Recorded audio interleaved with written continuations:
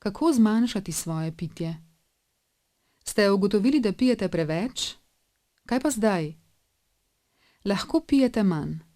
Upoštevajte meje pitja, ki smo jih že našteli v videu, kdaj je alkohola preveč. Nekateri boste morali prenehati s pitjem. Nekateri boste potrebovali pomoč zdravnika in zdravljenje. To bo takrat, ko opazite, da se vam tresejo roke ali če zbolite na jetrih, srcu ali trebušni slinavki. Pa če imate težave s spominom. Pa če ste želeli piti manj, pa vendar niste uspeli. Pomembno, zmanjšajte svoje pitje. Težko je, a lahko vam uspe. To je naloga, ki bo trajala nekaj časa. Ne obupajte. Vztrajajte. Najprej je treba o vsem razmisliti. Lahko vam uspe, treba je poskusiti. Včasih bo težko. V mislih si ponavljajte, uspeva mi. Za stvar bodite zavzeti. Pokažite vero, da vam bo uspelo. Zakaj manj piti? Zakaj nehati piti? Za boljše zdravje. Za lepše odnose v družini. Za nova doživetja. Za dobre izkušnje. Za lepše življenje. Kako manj piti? Kako nehati piti? V nekaj korakih. Razmislite, kaj si želite. Napišite si cilje. Za dolgo naprej. Naprimer za čez 10 ali 30 let. Za kratek čas naprej. Naprimer za naslednji dan ali mesec. Napišite načrt, kako boste svoj novi cilj dosegli. Vsak dan preverjajte, kako vam gre. Prvi korak. Razmislite, zakaj bi bilo to dobro za vas.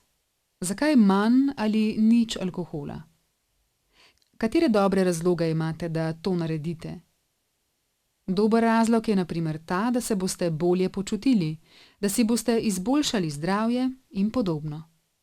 Takih razlogov je lahko še več. Drugi korak. Pripravite si načrt. V načrt napišite, kako in koliko boste pili. Postavite si cilj. Cilj je manj alkohola, kot ste ga popili do zdaj.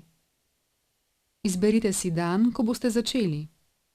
Vsak dan sproti si pišite dnevnik. V dnevnik pišite število kozarcev alkoholnih pijač, ki ste jih popili. Videli boste, kaj ste načrtovali in koliko ste zares popili. Tretji korak. Odločili ste se. Hočem spremeniti pivske navade. Moj cilj je pomemben, zato bom pri njem vztrajal.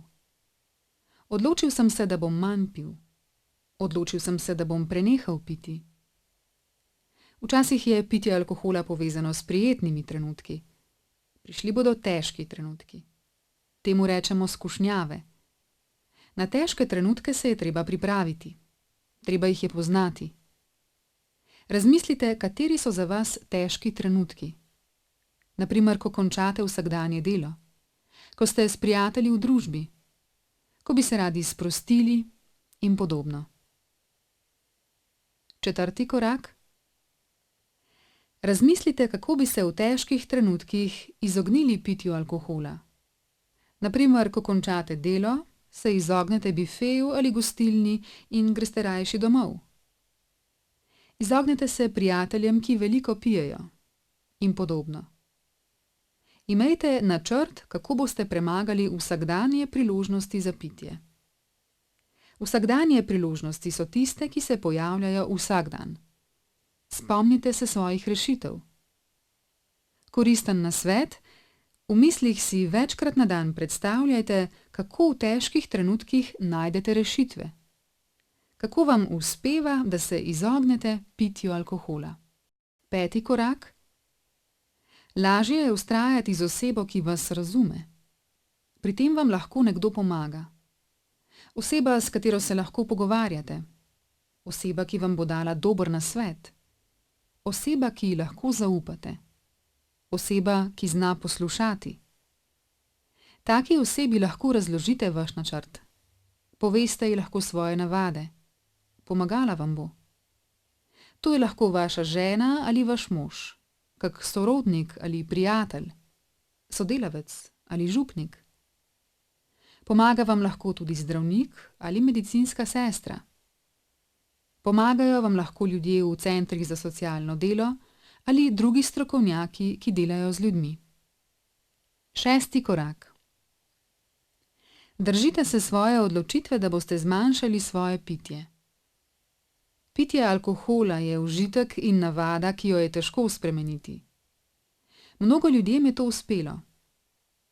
Najdite si aktivnosti, ki vas veselijo. Želja po alkoholu bo potem manjša. Pogovorite se s človekom, ki vas razume in mu zaupate. Spomnite se, kako alkohol slabo vpliva na vaše zdravje, odnose in delo. Poiščite strokovnjaka, ki vam bo pomagal. To je lahko zdravnik, socialni delavec, psihiater ali alkoholog. To so ljudje, ki se na to spoznajo. Dobro in pametno vam bodo svetovali. Ne pozabite, če ne uspe prvič, vztrajajte naprej. Iščite nove načine, premagajte težke trenutke. Verjemite, uspelo vam bo. Recite si od tukaj naprej in poskusite znova. Vsak človek ima dovolj volje, da mu uspe. Tudi vaša volja je lahko močna. Pogovorite se s človekom, ki mu zaupate.